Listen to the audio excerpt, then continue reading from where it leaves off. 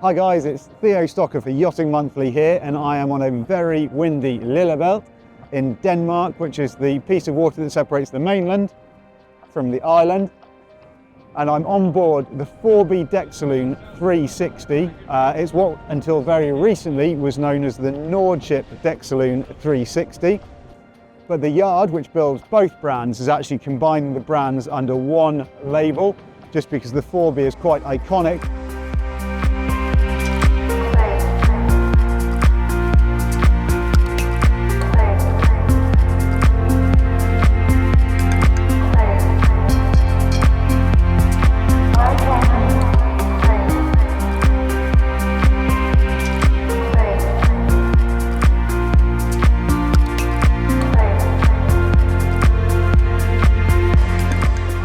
The deck saloon range is a higher volume, less performance-y boat than the very narrow and sharp Faurby. This has got a large deck saloon, so it's really comfortable for staying on board, and it's possibly one of the most spacious 360s you'll stay aboard, albeit she's not a Mediterranean production cruiser, but she is semi-custom. So you get your hull, you get the basic idea of the boat, and then almost everything else can be customised. I'm having to concentrate a little bit because we've got gusts coming down off the woods and around the islands, and it's pretty breezy today. We've got up to about 20-22 knots of true wind, and then in places down to sort of 8 or 10 knots, so it's shifting all over the place. But so far we're having a lovely sail, and in a minute I'll tell you a bit more about the boat. Well, we're sailing upwind at the moment, and we've actually tucked a couple of reefs in because, as you can see, it's pretty gusty. I might have to dive down and let the main sheet off if we get hit by any particularly big gusts. But she's responding pretty well so far. We've got a self-tacking jib and an in-mast furling main. Both of them are fat furl from Yves Elvstrom in Epex laminate. So a decent set of canvas on this boat. She's got a single point main sheet. Hang on, here we go. There we go. There we go, so you can see as that happens, she's just rounding up a little bit in these gusts. Right. Okay, so I just feel a little bit of wind from the main. Obviously she's a fairly high volume boat, and she's reasonably wide in the stern, but she's got a single rudder. And this is why a lot of boats have gone over to a twin rudder, because it just gives you a bit more grip when you're heeled like that. And I'm finding in these biggest gusts, when we get a bit over canvassed, that she does just tend to round up slightly. But to be fair, the wheel loads up plenty before that happens, and it's all pretty sedate when it does happen. In terms of performance, we're getting about 5.8 to 6.1 upwind, somewhere at about 32 degrees to the wind. So she's got a nice tight sheeting angle, and she's pointing pretty high. Some boats will go a little bit higher than this. Right, in a second I'm just going to put a tack in before we hit the shore by these woods. So we're ready about. Oh.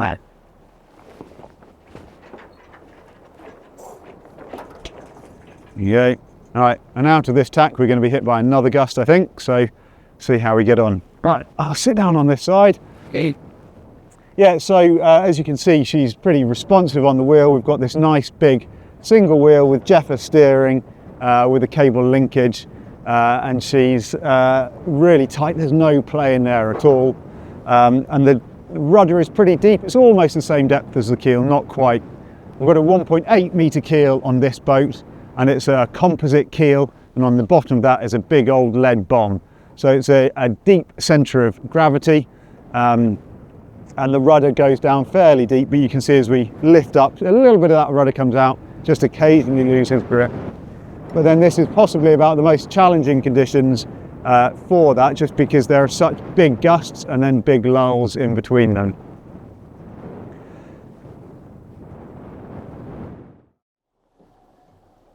We're running back downwind now. We've done our beat upwind, so we're going to head north with this sort of southwesterly wind behind us, and then start to head back in, because we've been having a lovely sail, but it's probably time to turn back.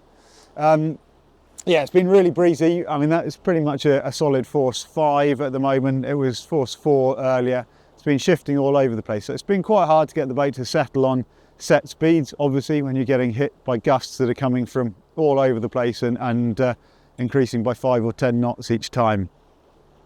That said, we had a top speed of 8.1. It's all under plain sail. We haven't got any downwind, offwind sails with us at the moment. So 8.1, but on a reach, she'll happily sit at sort of 7 knots if you're pushing it, 7.5 maybe, and then in the big gusts she'll go a little bit faster.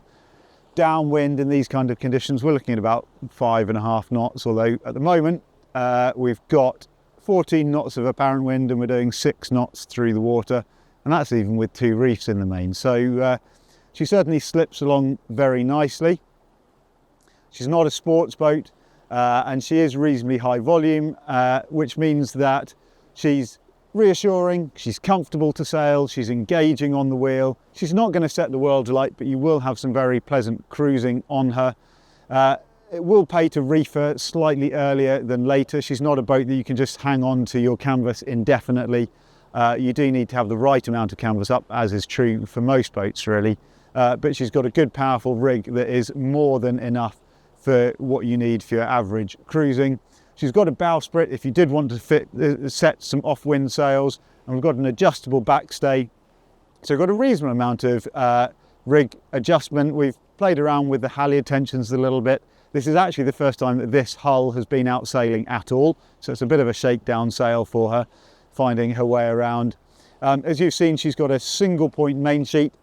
That means that you can pull the main in pretty tight, but you can't play around with getting the boom onto the centre line. And it's quite a high boom, which is great because it's clear of your heads, and there's plenty of space for a nice big spray hood there when they fit that. But what you can't do is use a traveller to pull it across into the midships. If you wanted to fit a traveller, I'm sure they could. And the bigger models, the Saloon 420, for example, has exactly that just ahead of the main. That said, I don't think that's what this boat is really about. It's got a nice deep cockpit with these really big high coamings. You've got the Saloon coach roof ahead of you, which means that even without the spray hood up on this chilly April day, you've still got a fair amount of protection from the wind, and you can more or less keep watch from down below as well with 360 degrees views all around you. Out the helm, you can see I've got a nice big wheel. All of the lines are led aft, so I've got the main winches here. There are only 2 winches on this boat. Both of them are Anderson 46 winches, both powered, and they've got buttons outboard of those. One little detail, I'd really like those buttons to be inboard, just so that I don't have to reach across the winch and the lines. But I'm sure if you were buying a boat, you could ask for them to be on the inside instead.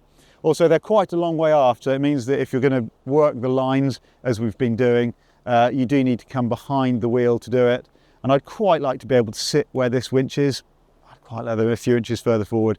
But to be honest, most people sailing this boat, it's about relaxed cruising. It's not about getting every last inch out of it and staring relentlessly at the telltales. I mean, I can sit here and I can see the jib telltales right now, so absolutely not a problem with that. Interestingly, this boat has been fitted with a generator and electric propulsion.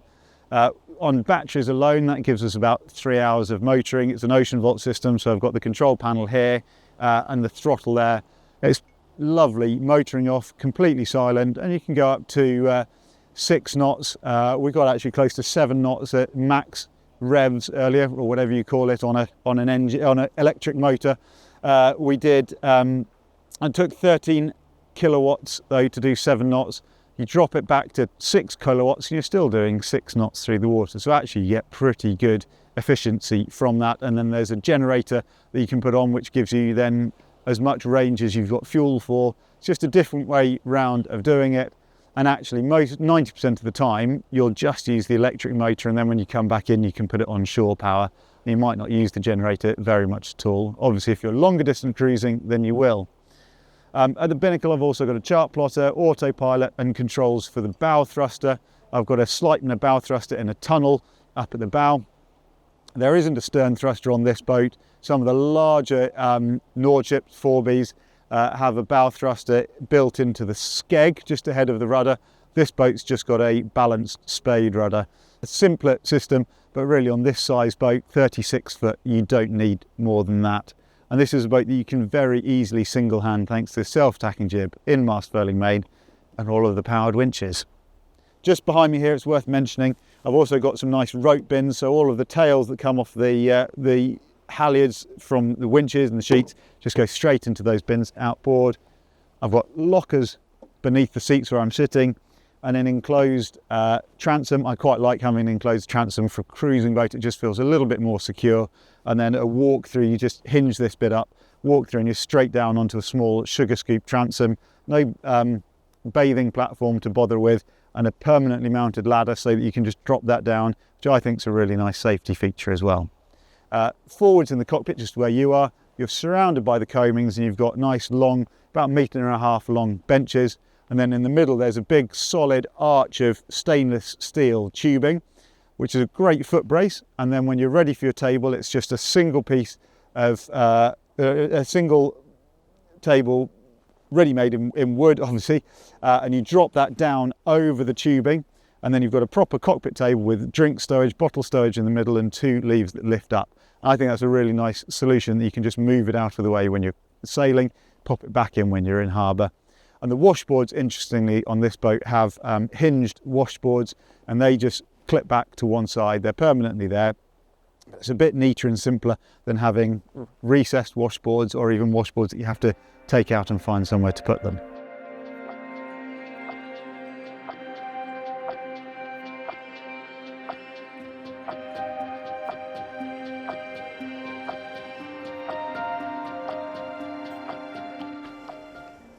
So just while we're running downwind, Martin and Soren have got the helm, so I think we're absolutely fine.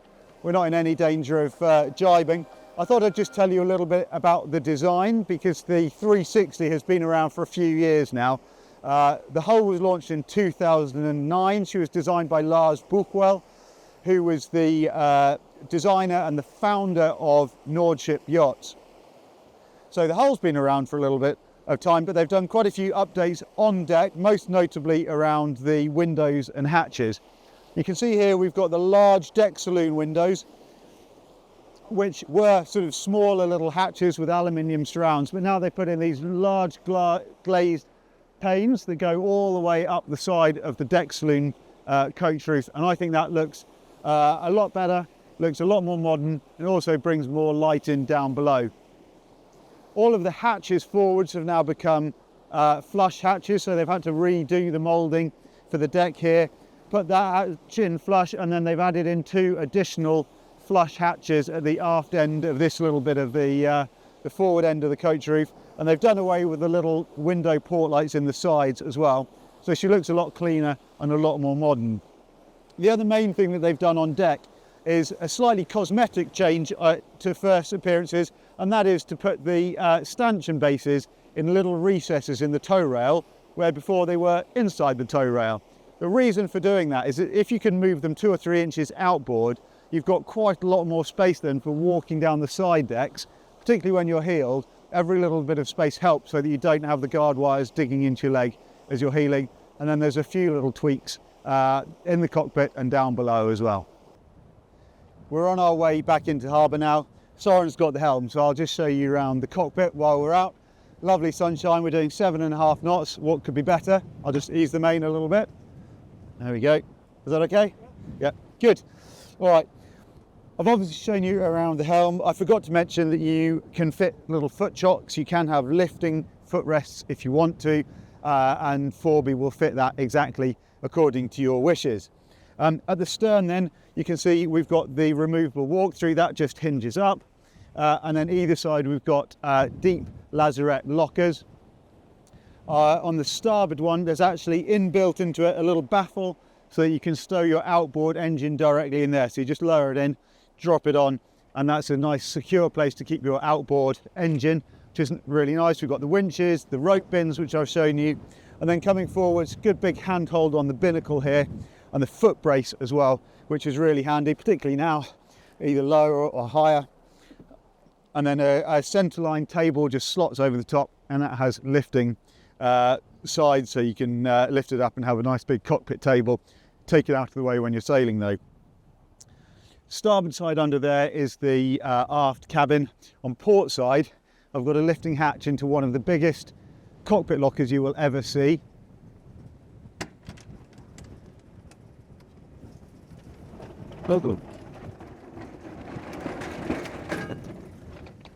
You okay? Try to put that on. You see it's still a little bit gusty out. That goes all the way down, full depth locker, hull depth locker. There we go.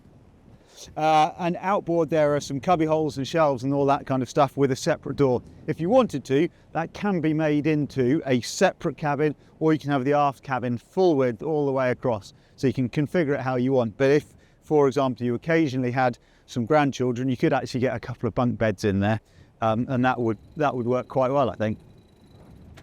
As I mentioned, we've got really high cockpit coamings, and let's just do that up. Really high cockpit coamings, which means that when you sit down, you've got a nice sheltered place to sit.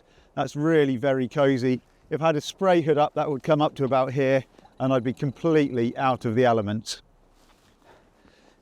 The washboards, as I said, we've actually got a closing door. You see it's double hinged, and that just slots in there, and on the inside there's a little bolt to hold it closed, and that closes like that, and then your washboard comes across there. So that's really handy. And then up on deck here, these GRP areas have got a little wooden moulding around the edge of it, and that means that when you put your bits and bobs on here, your binoculars and stuff, as you're heeling over like we're doing now, they're not going to go flying. A couple of instrument repeaters just on the bulkhead here, but most of the detail that you need is on the chart plotter on the binnacle. That's it. Right, if you can do it without falling overboard, let's go up on the side deck and we'll have a look around there. You'll notice that on the coamings, they're really high coamings, but they've put a half height step all the way along there. This is actually teak on board, Myanmar teak. They are phasing that out. They're going to replace that with Brazilian teak going forwards. Once they've used up their stocks, they've got a couple of trees left, literally whole trees in their factory. Cut those into planks, put those onto boats, and then after that it's all going to be Brazilian teak or flexi teak or synthetic teak or whatever you want it to be. Stepping over is quite easy because they're high but they're not too wide, and it's nice and secure. I've got something to hold on to there, and the railings there as well, and there'll be a handle on the side of the spray hood just here. You can see the large windows that I talked about, these huge coach glass coach roof windows that give you such lovely views from down below. And here at the widest beam we've got a gate so you can make boarding easier. Compared to the Faurby, the straight Faurby yachts as opposed to the deck saloons, it's really noticeable how high the freeboard of the deck saloons are. So actually having a gate and a little step, you might want a little fender step, would definitely help getting on board. So moving forwards when you're heeling, you can see that why it's important to move these stanchions outboard, because if I want to stand upright, the further in they are, the more I have to bend my knees to do that. Good long grab rails on the coach roof, and as I'm coming past, you'll see that we've got sunbeam solar panels. We've got 3 solar panels, in total 180 watts. So that's going down into your lithium batteries to help with the induction cooking and the electric propulsion and all of that. You could feasibly add plenty more solar panels either up on the foredeck or aft. If you wanted to put an arch or some supports there, you could put some solar panels back there, depending on how independent you want to be from fossil fuels.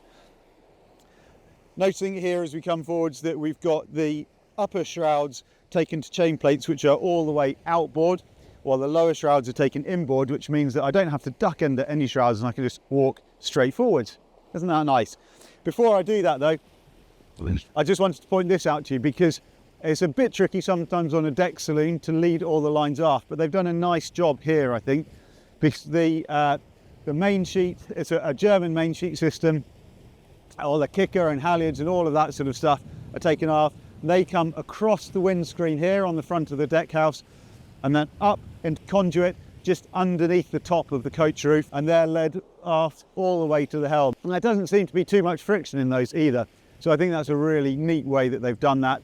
And then just ahead of the mast, you've also got the track for the self-tacking jib, and there's a spinnaker track if you did want to set a spinnaker, although most people I would have thought will set furling asymmetric sails rather than conventional spinnakers on a boat like this. As we come forwards, you can see that we've got a nice wide open deck space. Would be nice maybe to have some grab rails on here, but that might get in the way of your sunbathing. And the flush decks that they've added really help make this look really modern and clean.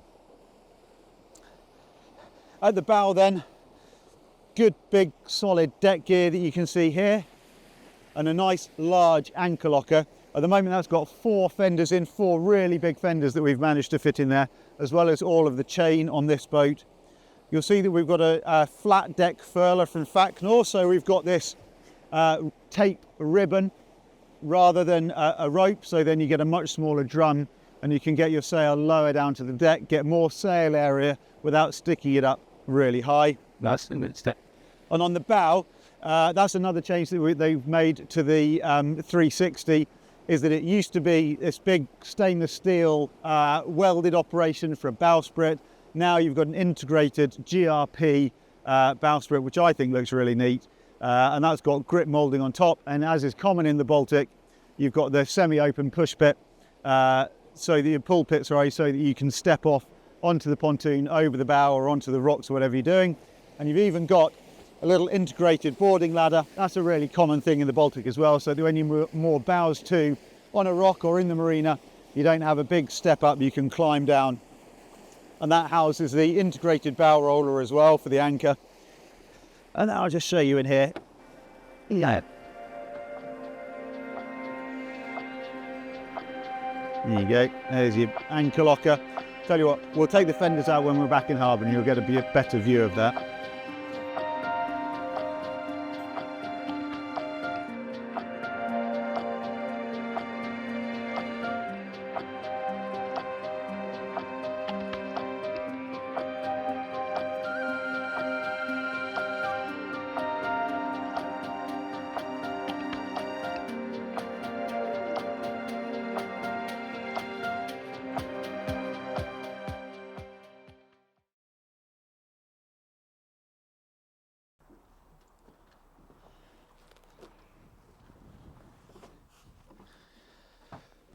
Well, we are back in harbour. That was a bit more windy and blustery than I was expecting, if I'm honest. It was a grey and windless morning, but that was a cracking sail in the end. Obviously, with the wind swirling around the islands and the hills and the woods, that was the gusts were something else, as I'm sure you saw. So it is really nice to be down below. We've actually pulled the curtains across just because the sun's low and it's really glary, so you wouldn't see very much. But nevertheless, it is really nice to be inside with this cracking view outside. You'll have to forgive the fact that the windows are a bit dirty now. We've done some proper sailing. We've got some salt water over them, so they're not pristine because they're covered in salt. But I think that shows that we've done a proper test today, hopefully. It's worth mentioning that glass is proper double thickness safety glass, so it's really solid as well. Anyway, we are in the saloon, and as you can see, we've got this nice big table here in the raised saloon. The fact that this is a deck saloon means that I can sit here and all of the windows are at eye height. I can see the water there. This is a lovely place to sit, and this is kind of the heart of the boat. This is why you buy a deck saloon, because on a horrible, cold, wet, windy day when you're stuck in harbour or at anchor, and you're not going to go out sailing, you've still got a very pleasant place to be. You can put the diesel heating on, you can get all warm and cosy in here, you can sit and read your books, you can do your work, and I'll show you around. There's a couple of different places that you can enjoy your space and comfort on board, but this is really the heart of it. And it's worth saying, with Faurby yachts, what you get really is a custom or a semi-custom yacht. The hull is preset. There's a rough layout that's probably where you would start, but you can choose teak, mahogany, oak inside. You can choose what goes where. On starboard side, there's a whole load of things you can change. Probably you'd keep a table here on port side, but if you wanted to, you could have this as one that lowers up and down, so that this becomes a big double berth, and then you could sleep 6 people on board. As it is, it's a 4-berth or possibly a 5-berth boat. And on this table, we've got a little locker underneath there, which is where the necessary drinks go. You can't have a boat without a drinks cabinet. Other things to note around here, just under the port berth here is a hatch that goes into a locker. That would normally be just a really big storage locker, but on this boat, it's got a full-size generator in there. It's got a diesel generator because, as I've mentioned, this boat, it has all electric propulsion. It's pure electric propulsion with an Ocean Volt 15 kilowatt motor, which we were using on the way back in. And that worked really well, actually. Obviously, you've got a limited range on battery only, but with the generator in here, that really extends how far you can go as long as you've got diesel on board. And in this boat, we've got, let me just check the numbers, 185 litres. There we go, 185 litres of fuel. That's over on starboard side. And then amidships, under the floor and outboard on port side, you've got a total of 385 litres of water. So those combined should give you a pretty good range. Obviously, you could probably fit a water maker on this boat if you wanted one. It's a boat that you could go off long distance cruising, but being a 36-foot boat, she's also small enough and shallow enough at 1.8 metres to get into small harbours and find a berth more or less anywhere. Behind that door, you've got this massive locker, and that is where all of your wet sailing kit goes. There's a hanging rail in there, but your waterproofs and your life jackets live in there when you come down below to start with. And then you come straight to the chart table, workstation, whatever you want to call it. One thing that they do on these boats is they've got more or less a sort of a normal office chair, goes up and down on a gas strut, but it's attached on a little hinged arm so it doesn't go flying across the cockpit. And then you can sit down here. This is a really nice place to be. I could imagine working on my laptop here. You could do navigation here.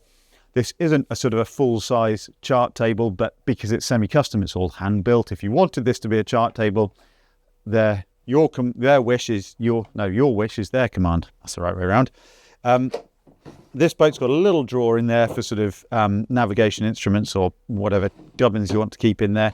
And if you do want charts, there's a drawer underneath the saloon that's got lots of other things in there, but that is big enough to put a leisure folio chart in there if you do want somewhere to keep your charts. Outboard of this workstation then, I've got a locker, well, two lockers underneath here.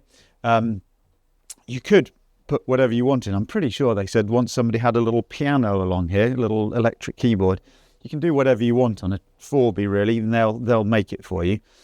Anyway, electrical distribution panel, obviously all the switches. You've got your Victron charging system, sort of Victron multi-controls, Fisher Panda, so that's the generator control. I've also got a chart plotter repeater. I've got another chart plotter up on deck and VHF radio here. And then a beautifully neat electrical installation, which is what we like to see. Conventional fuses in there, though they can put trip switches in if you wanted. And then all of your navigation, electronics and things, as well as some override so you can bridge the batteries to start the generator. If all of your batteries are completely dead, you can bridge them together with those little buttons. And then we have actually got an autopilot control unit, which I'm hoping that's not reliant on magnetic stuff because it's next to lots and lots of bits of metal and electrical current. Anyway, let's go forwards. Before we go forwards, just to mention that the Ocean Vault motor sits underneath the cabin sole, just under there. Takes up almost no space. If you wanted to get access to it, you'd have to take the steps up. But with electrical motors, there's just no maintenance really. There's not very many moving parts at all. If you had a diesel engine, then the diesel engine would sit in a boxing underneath these steps here. Let's go forwards and I'll show you the galley. On this boat then, the galley is down a step at the forward end of the saloon, and we've got a really nice big linear galley that takes up a really good bit of space.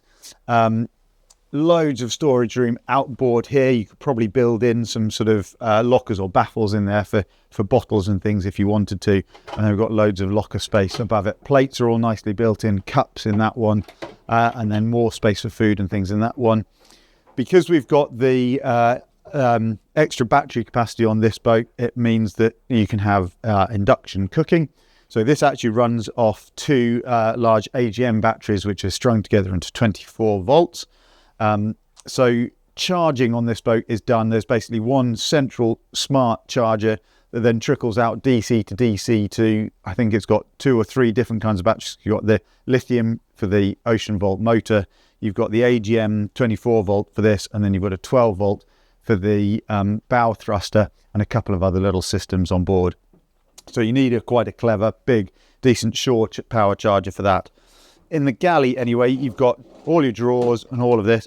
These drawer fronts are flush, but as the yard will tell you, they can build any style of door that you want. They'll make it shaker style, they'll make it flush, they'll make it plank, they'll do it however you like it, and they'll do it in whichever wood you want as well.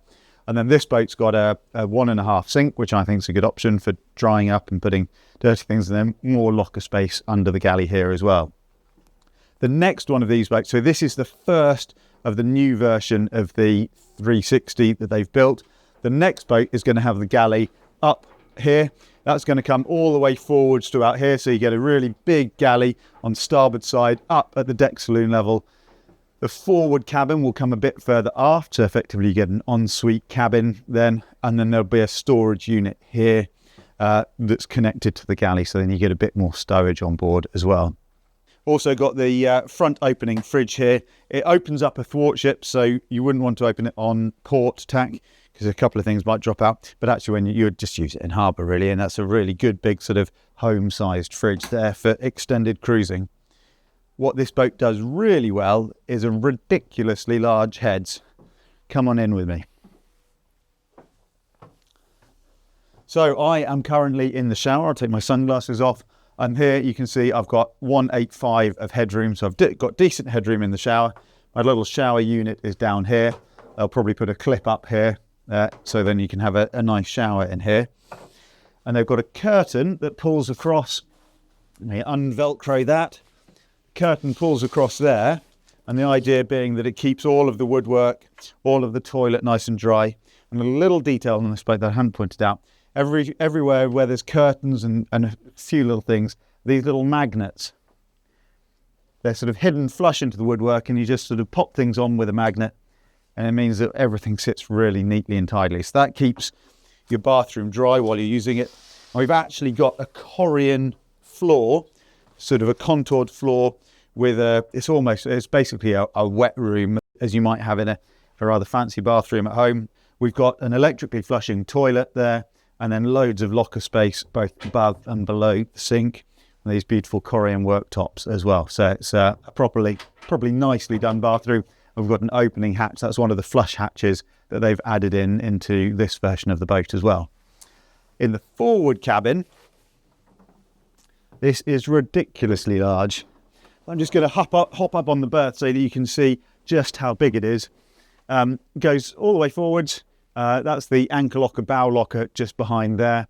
But this is a really good big space. It's about 2 meters wide, something like that, and really nice and long. So if you don't like your partner, you don't have to sleep anywhere near them. You can be on opposite sides of the boat. Reading lights with USB chargers in, as is common now. And then we've got shelved stowage and hanging stowage on either side of the boat. You can see here that we've got about 187 of headroom. So that's really nice. And then shelves all the way along. And your opening hatch here lets in loads of light and air. One of the new things they've done on this version of the boat are the windows. The boat didn't have hull windows in before, so we've now got hull windows fore and aft. And I think that's just lovely when you're lying in bed. Lying down, there we go. I've got a nice view out of there. Well, I'm looking at the harbour wall at the moment, but that's a sort of a lying down height window, and it just looks lovely. And on the outside, it's sort of a dark tinted window, so you can't see in, and it looks really smart. Let's go aft now, and I'll show you the aft cabin and some of the technical spaces. So, welcome into the aft cabin. I'm going to kick my shoes off because this cabin has been designed. One of the things they've done on this version of the boat is this used to be mahogany planked outboard. They've now got this lovely ash veneer planking that's all in white, just to make the boat a bit lighter and brighter, but it's still a nice wooden finish. And you can see here again, we've got this lovely hull window which brings in loads of views and lights. I can see all the way up the harbour now there. That's really nice. The owner on this boat wanted to have a nice space to sit down below, put his feet up and read a book and close the door, and all of the noise of the family can stay out there. You can sit here and read a book, enjoy the view out of there. And so that is what this has been configured for. There's a little space for your books, glasses, drinks in there. These hatches here are for access to the steering quadrant, services on the transom, and the autopilot you can get at through that one as well. This is a really big bed as well, as you can see. Normally there would be some stowage here. There would be a full height locker here, and that would give you hanging stowage if you wanted it, or shelved stowage. They just wanted open space on this boat, so that's what they've gone for. Just move my shoes out of the way for you. There we go. Right, come on in and you can see the rest of the cabin. Now remember that this is an aft cabin boat. It's one of the reasons that the bunk here is so low.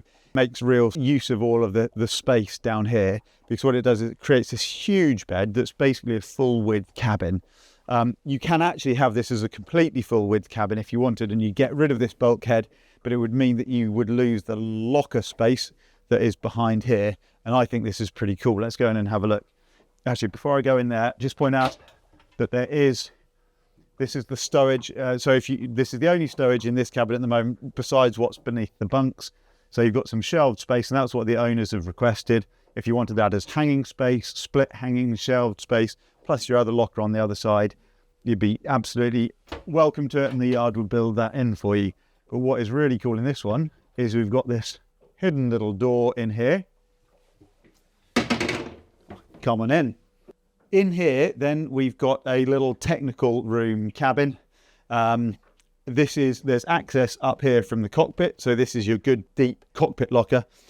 So this is probably where you would store things like an inflatable dinghy and anything else. And I've actually got access at the rear edge. If I go up there, that's my aft lazarette on port side.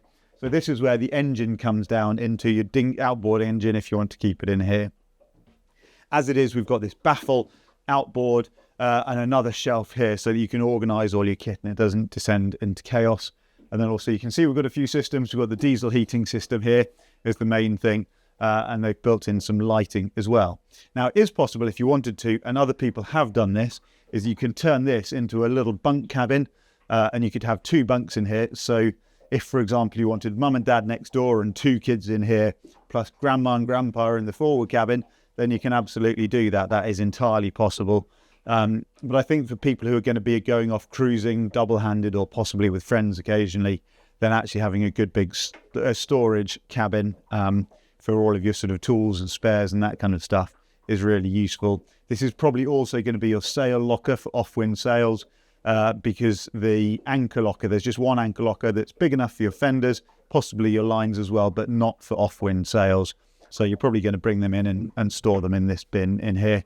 And you've still got your hull window in the side, so that brings in a little bit more light as well, which is really nice. The final technical space to point out to you is this magical little cupboard in here. Now, on the bigger Faurby deck saloons, you can actually walk into a full-size technical room in here that then extends under the saloon seating. In this cabin, this is just a small one, and this is the hub of all of your electrical distribution. That's the multi-plus super duper smart clever charger that I was telling you about before. And then you've got all of your distribution bars, buzz bars and that kind of stuff. And very sensibly, they are all covered up with a Perspex sheet. So you can't accidentally put anything against them and short anything out or get yourself electrocuted, which is really good. You've also got solar charger in there. You've got access to the water calorifier, and there's a bit more storage space round to the right, as well as the water strainer for your diesel generator water cooling. And then there's a couple of seacocks in here for the holding tank and a couple of water inlets and that kind of stuff. So that's really your main services cupboard, other than the electronics that are behind the chart table. One last thing I wanted to tell you about was the construction of the boat. The best thing to do is open up this locker here. You can see beautifully hinged with a support. There we go. There are my twin AGM batteries running on 24 volts, nicely bolted in and all of that. What you can see in here is the fact that we've got a steel girder which provides the backbone of the boat, and everything runs off that. The keel is bolted into that.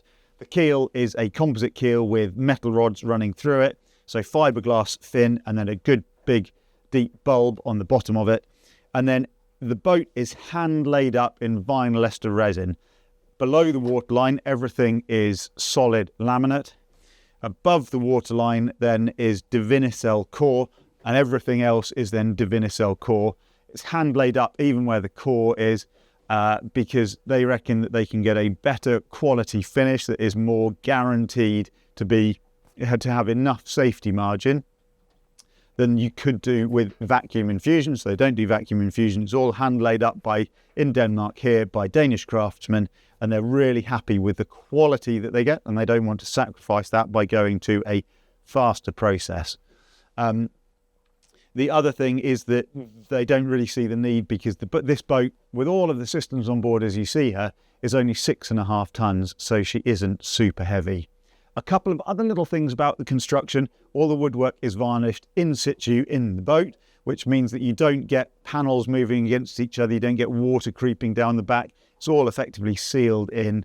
And little tiny things like the tow rail around the boat, the teak tow rail, they router in a little groove underneath it, so when water flows down it, and it drips off before it gets to the hull, so you don't get any little grey streaks down your white topsides. How clever is that? Well, what a good day that has been. That was the test for the Faurby Deck Saloon 360.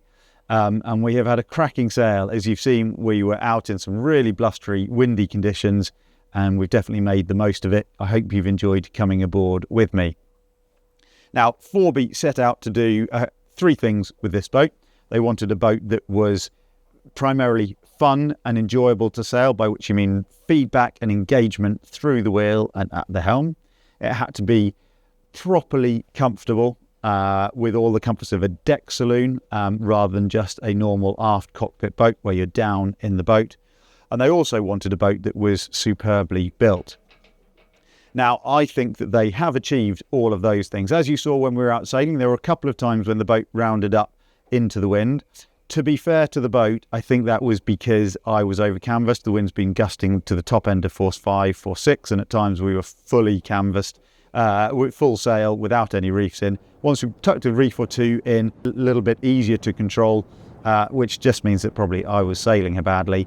And actually, once you do that, she makes better speed upwind, there's less leeway, and she is really easy and fun to control, and you can sail this boat really easily single-handed with all of the lines led aft as they are. Even mooring you can do single-handed. In terms of what a boat like this is going to cost you, it clearly doesn't come cheap. €425,000, excluding VAT, will get you a basic boat, but that it's ready to sail with sails and crockery and everything you need on board. The boat that we sailed today, with the optional teak decks and the ocean vault propulsion and the diesel generator, is more like 550 to 600,000 euros, excluding VAT. Convert that into pounds, add on some tax. Sadly, we all have to pay that. And you get to somewhere between £440,000 sterling to £620,000 sterling. And that is for either a sort of basic but ready to sail boat all the way up to this fully kitted out boat. And for that, you get a boat that is genuinely fun to sail. It's not a boat you're going to race or push, but she's really engaging on the helm.